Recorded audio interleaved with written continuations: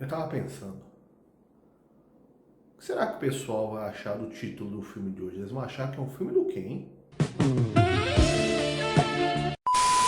Fala pessoal, tudo bem? Eu sou o professor Luciano Kenji e você está no Cinegel. Você para de ficar pensando nessa bobagem aí, hein? A gente vai explicar tudo direitinho, porque o filme de hoje é especial em relação a uma data que é super importante, não só para o Marco das Artes, mas do pensamento em geral no Brasil. E está completando 100 anos. Hoje tem professor convidado em Porreta. Quer conhecer? Vem conferir comigo!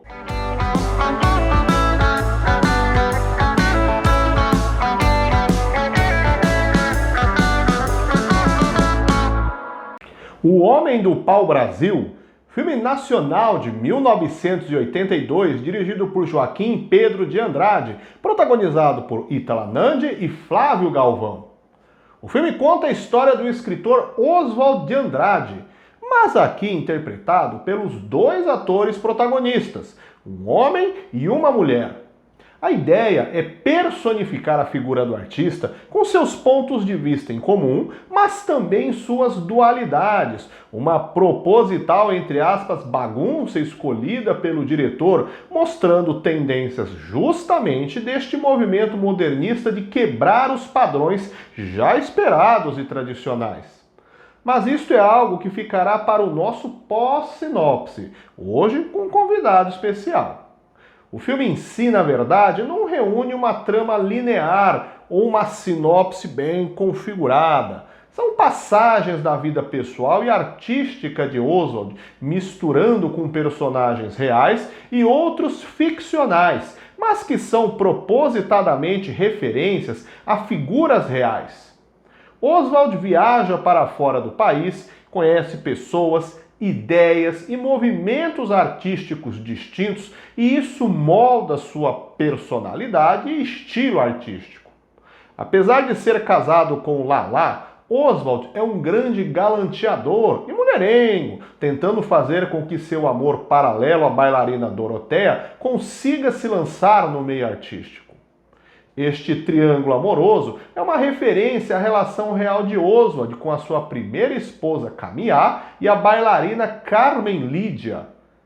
Conhecer outros artistas como Mário de Andrade, que apesar de criar esta ideia em nós pelo seu sobrenome, não é seu parente, e Menotti Del Picchia, será de grande importância para que Oswald ouse junto com eles, organizando uma semana de exposição artística diferenciada, fora dos padrões do que costumava se chamar padrão correto de arte no Brasil. Outras personalidades e amores de Oswald aparecem como personagens com nomes alterados, como Branca Clara, que representa Tarsila do Amaral, e Rosa Lituana, que representa Pagu. Entre tantos amores e reflexões, este filme a princípio parece um monte de partes soltas e desconexas. E caso você esteja assistindo ao vídeo no lançamento, esta semana teremos a celebração do centenário da Semana de Arte Moderna de 1922, um dos pontos retratados no filme nos bastidores de sua montagem. Mas para falar de um evento tão marcante e com propriedade, óbvio que não seria eu que falaria disso com vocês. Por isso eu convidei hoje o professor Márcio Raimundo, o Cazé, historiador, para tecer todo o seu vasto repertório para nós. Cazé, primeiro obrigado por aceitar o convite e está aqui aberto o espaço. Explica aí pra galera o que foi esse evento histórico, por que ele é tão importante, o que tem a ver com o filme, nessa estética dele. Pera aí, explica também para as mentes impuras dessa internet por que é o Homem do Pau-Brasil. Com você, Cazé, ele grita um pouquinho, tá, gente? Meio doido assim, mas ele é muito bom. Fala, meu querido Kenji, como você está, meu camarada? Vamos lá, pensando, né, sobre este filme, O Homem do Pau-Brasil. O que é o pau-brasil? Como o Kenji disse, né, não dá pra gente ficar aí confundindo com sacanagens. Vocês estão de sacanagem! Coisas, vamos dizer assim, pecaminosas. Aham, sei.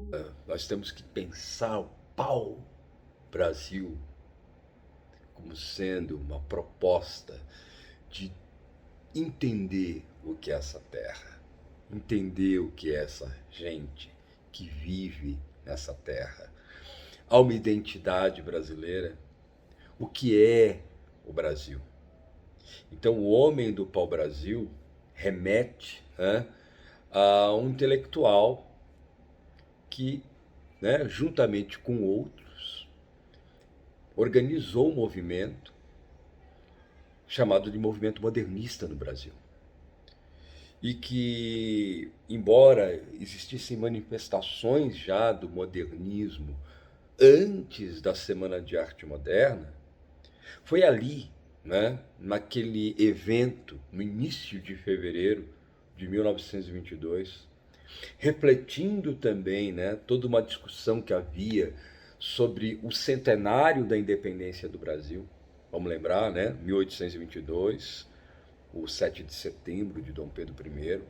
Então, essa ideia de que o Brasil havia se tornado independente, mas o que era o Brasil, né? Então, 100 anos depois, uma proposta que pensava em se utilizar de linguagens, né, formas que eram consideradas modernas, né, das vanguardas artísticas, com uma reflexão sobre o que era o Brasil. Então, a modernidade colocada ali, o Kenji pediu para eu comentar isso com vocês, né? Essa modernidade representava também, necessariamente, uma reflexão sobre o passado. O que era o passado? O que a gente pode afirmar sobre esse passado? Como é que a gente pode, avaliando, né, criticamente esse passado, construir uma ideia do que é o Brasil?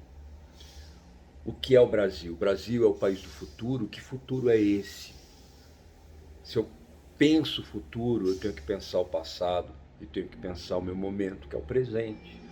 Então, esses homens, eles viviam um determinado momento em que a cafeicultura, né, café, era a grande atividade econômica brasileira, né, os recursos chegavam por meio da exportação do café, uma economia agrária, primária exportadora, uma economia em que havia a ruptura com o escravismo, mas, né, essa condição do ser escravo no Brasil não era muito discutida, e ela passa a ser, então, né, pensada de uma forma ruim, mas o que fez com que isso mudasse? A atividade econômica do café, né? Os imigrantes que vieram para o Brasil no século XIX. Então, todo esse processo informava uma modernidade capitalista. Mas isso era o Brasil? Como falar do Brasil em meio às relações econômicas, em relação às ideias, né, de poder político, em meio a essa marginalização do negro? E o que falar daquele que vivia antes dos portugueses chegarem? Os portugueses chegaram e dominaram a terra e submeteram populações, povos indígenas. Esse Brasil não existe, esse Brasil não conta. Então, a proposta modernista era uma proposta, vamos colocar assim, né, uma proposta avançada, uma proposta que tinha, vamos dizer assim, uma proposta, fazer essa síntese, pensar essas várias contribuições. Daí o pau-brasil ser lembrado. Daí a antropofagia que aparece adiante, quando vocês assistem ao filme, vocês percebem que se fala muito do pau-brasil, mas a partir de um determinado momento a questão toda é a antropofagia, que é a antropofagia, o que é comer, né? Comer, essa comida que são todas as tradições, a tradição africana, a tradição indígena, a tradição lusitana. E o que é isso? Essa antropofagia necessariamente é necessária dentro dessa perspectiva para que a gente consiga instaurar a própria identidade do Brasil. A modernidade, ela existe.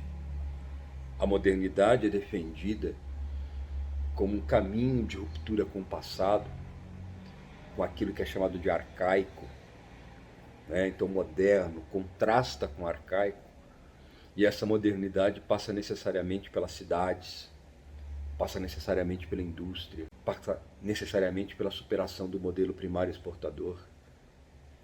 Então, todas essas questões, elas começam a ser colocadas na década de 20. E elas vão marcar a história do século 20 no Brasil. As iniciativas de industrialização do Getúlio Vargas, o envolvimento dos modernistas com uma política de Getúlio Vargas, todas essas discussões que surgiram, que se desenvolveram depois da Semana de 22, né, nas décadas de 30, 40, 50, 60 no Brasil, todas essas discussões que envolviam a literatura, as artes, envolviam também uma discussão importante sobre a superação do atraso, sobre como a gente pode construir uma realidade diferente. Então o modernismo, ele tem um papel, vamos dizer assim, seminal, né?